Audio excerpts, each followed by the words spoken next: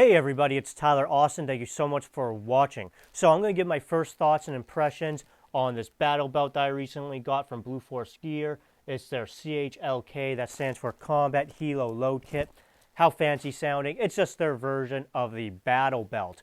How I have it set up right now is I have my Safariland holster for a Glock 19 on my right side, two G-Code Scorpion pouches for my AK mags, and really all magazines really, on the left side, and I have a dump pouch on the back. I'll probably be adding a few more things to it, such as pistol mags here and there and whatnot, but this is generally how I have it set up. I've had this thing for a few weeks now, been wearing it around and using it a lot, and so I just wanted to give my first thoughts and impressions on it, so let's go ahead and take a closer look at it. Alright, so here's a closer look of the belt. This thing does have specific features to it. Primarily it has these helo lanyard retention points. So these loops here are designed to hook up a helo lanyard, which if you don't know what that is, it doesn't concern you. But basically it's just a big ass bungee cord that connects you to the helo, so in the event that the ride gets rough, you don't get launched from the helicopter. It has them both in the front and kind of on the back.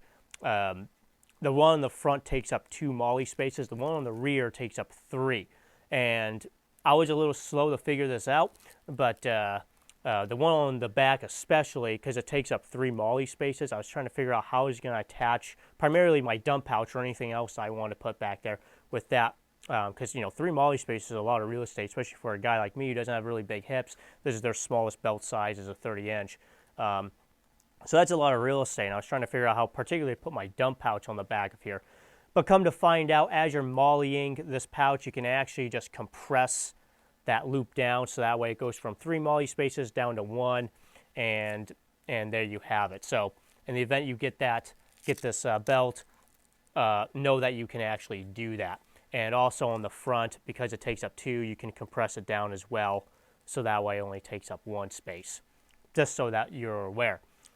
So it does have those, even if you don't use it for its particular purpose. They do have, they're useful for other things as well, particularly hanging like gloves off and whatnot. So they do have other purposes outside of just connecting a helo lanyard too.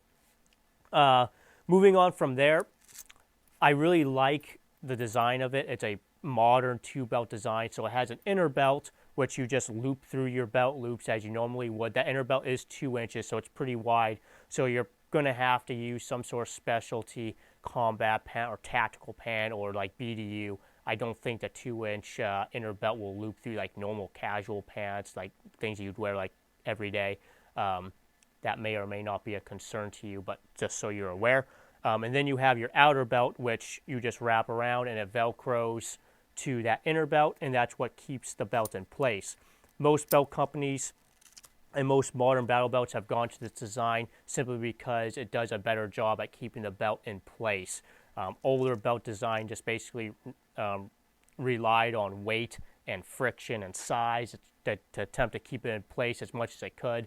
But even then, they still shifted around up and down and rotated around as you moved around with it. These stay in place because it's Velcro to that inner belt, which is connected to your pants. So these stay in place. So that's why most belts have gone to this design, simply because it's generally a superior design. And talking about fitment, it does have a very weird kind of contour to it, as you can tell. So it's not like a straight cut belt like most belts are. And this is designed to contour to your hips and pelvis better, which which arguably makes the belt more comfortable to wear and distributes the load better around your hips and so on and so on, and it just makes it more comfortable to wear, and they would argue leads to less potential back problems and whatnot. And I can definitely speak on the comfort. It is a very comfortable belt to wear.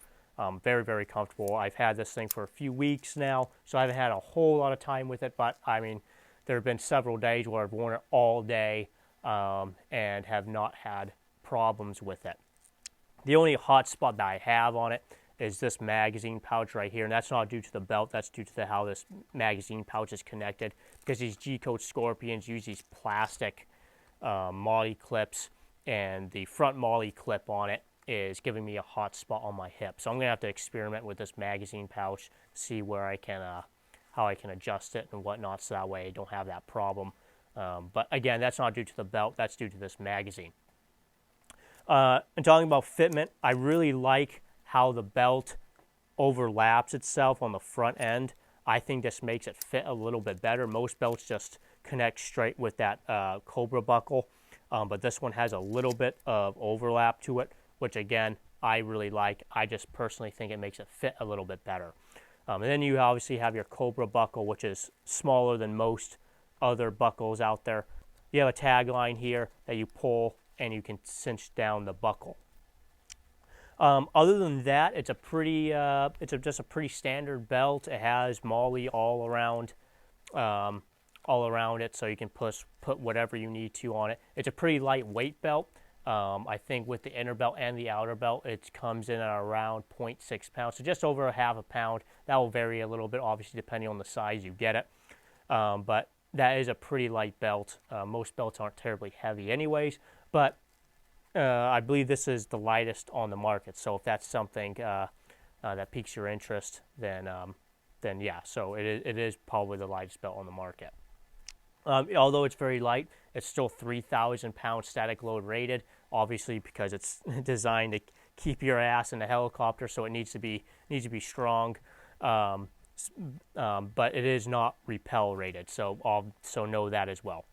Yeah, so I mean that's really it in terms of like I said, other than those features, it is a pretty standard belt. It is made by Blue Force Gear, so I can only assume that it's a super high quality belt and it will last forever, just like all other Blue Force Gear products. So I have no concerns about that. I'm sure this thing will last many, many, many years, if not forever.